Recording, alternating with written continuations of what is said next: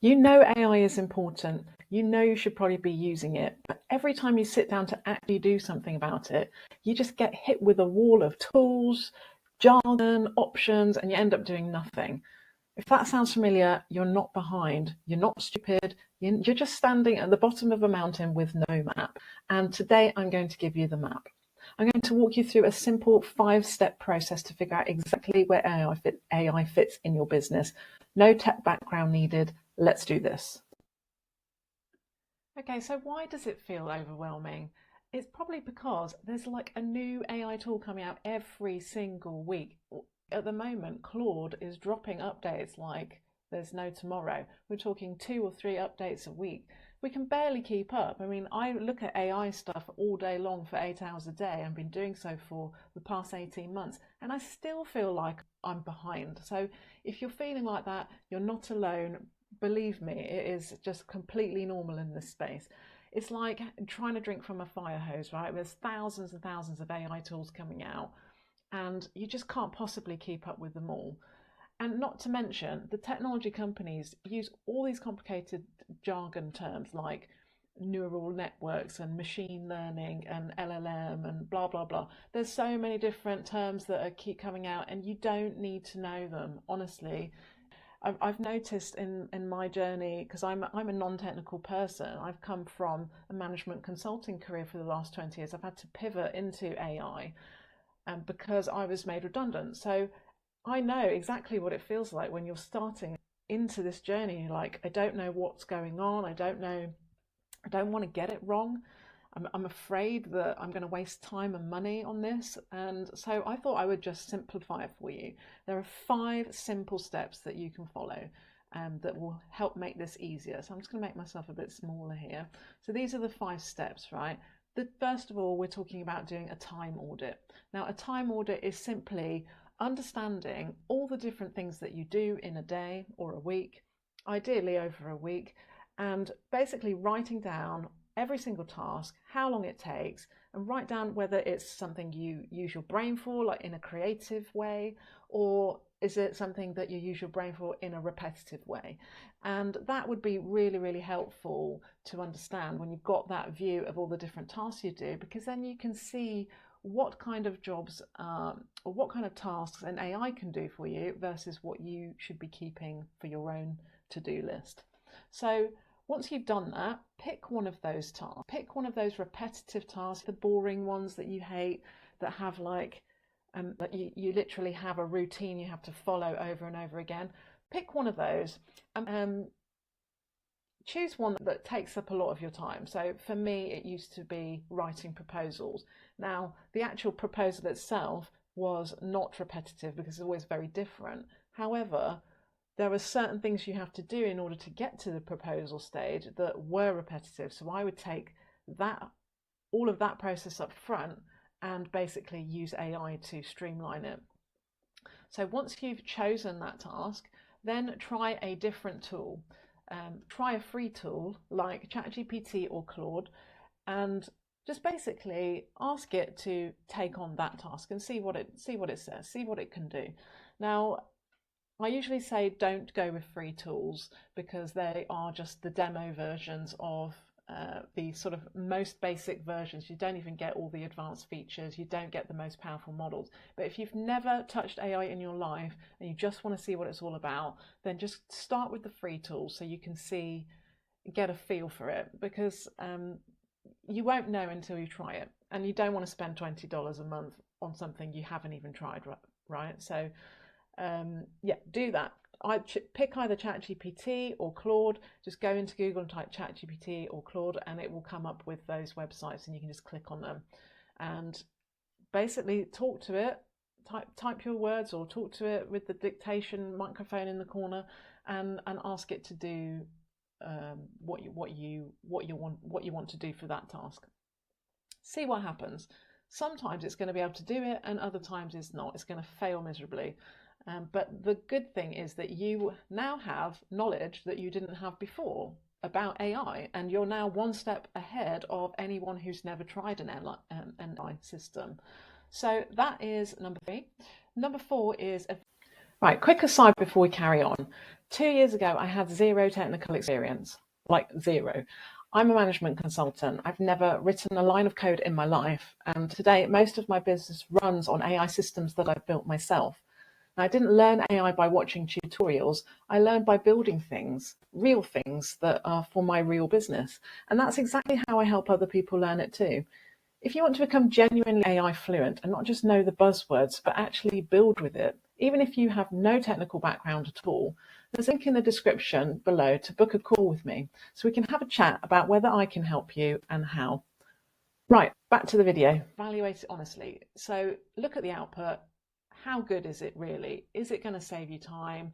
Is it terrible? Does it need a lot of tweaking? You know, if you've created something with AI, but then you have to spend 50 minutes editing it or iterating it, then it's probably not very good. I do have a video on prompting, by the way, so I'll put a link to that down there and you can have a look at that, because the way you prompt gives it really does determine how good the output is. So if you're creating a good prompt to tell the AI what to do, and that's basically what a prompt is, it's just a set of instructions, then you're going to get much better output. But be honest, right? If it worked really well and you were actually pleasantly surprised, then fantastic. You've made steps towards becoming an AI fluent person. However, if it didn't work, that's also great, because now you are still one step closer to becoming AI fluent. Because being AI fluent doesn't mean knowing how to do AI perfectly and getting it right every time. It just means that you know the nuances of it and you know what it's good at and what it's not good at. It's just like learning a language. Sometimes you're going to be able to say things really clearly, or if you meet somebody and they speak in a colloquial tone, you know, that's different to what you're used to, you can still understand it because you generally understand the language. And that is what we're looking for here, to be able to create that second language for you when it comes to AI. And then number 5 is to expand slowly. So over here, instead of trying to, you know, run the marathon and sprint before you've even started crawling or walking, then just start slowly and carefully and do one thing at a time. Once you've cracked that thing, then move on to the next thing. And this is just a way that children learn. Like when you're born, you're not born running, you're born as a little lump, and you just have to figure out like what's your body for, and then you start crawling, and then you start to stand up, and then you start walking, and eventually you'll get to running and fall over, because you know that's what children do, and that's what we're going to do as we learn AI. And we're all in the same boat on this, because it is a completely new, profound technology that's fundamentally changing the way the world is going to work, and the way that business is going to work, and the way that we will function as humans in that society as well. And we don't know all the answers yet, but all we do know is that it's coming. So it's good to start crawling right now if you haven't already, and figure out what are the bumps in the road that you're going to have to face in your particular profession. But if you want some ideas of how to get started, below here I've got the 3 best first tasks. So let's talk about crawling and learning to stand up, right? So drafting emails and client comms. Now, I've always had the feedback that some of my emails can be a bit too direct, because that's just my nature. I just say it how it is, unfortunately, for a lot of people. But AI is really good at making my emails sound a little bit like more polished. I give it my content, and then it will help me make it a little less direct and a little nicer, because I'm not trying to be rude, but sometimes it might come across that way if I'm a bit too curt, and AI really helps me in that respect, because it allows me to put my actual personality into an email instead of just writing the way I would normally write. So that's something you can try. It's a really simple one to get started. The second one is using it for meeting summaries. Now, I personally love to have my AI note taker on all my meetings, because I actually have it connected into my own AI operating system, which it basically wraps around my business and allows me to automate 50 to 60% of my actual business, which is amazing. But the reason for that is it has an intelligence layer that understands every single meeting that I've had with all my clients and with all of the developers that I work with, and it records, obviously with permission, what we're saying.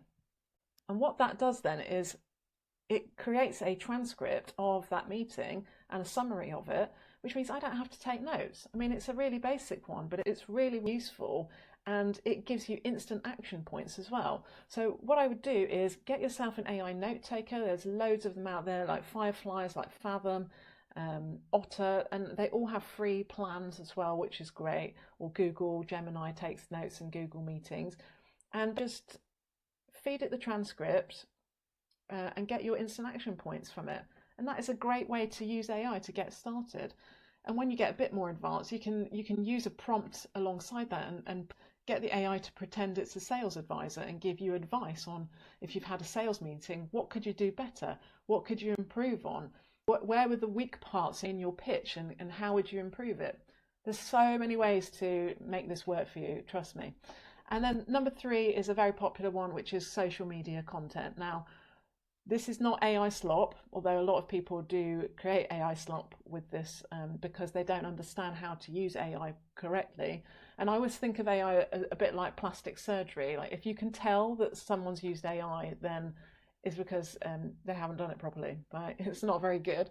So you can use it for social media content. You give it your key messages, and then it helps you generate post ideas for the week, or it helps you think about articles that you can write for your business, and it can even help you write those articles for your business website, which can increase your SEO scores.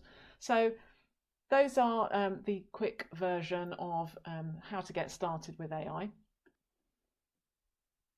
If you're ready to choose your first tool to get started, once you've had a play with ChatGPT and Claude or Gemini, then I recommend you watch this video next, which is basically me testing out hundreds and hundreds of AI tools, and these are the ones that I found really useful for my business. Thanks for watching. If you enjoyed this video and you'd like more content like this, please like and subscribe. You're doing me a massive favour by doing that. Thank you so much. See you later.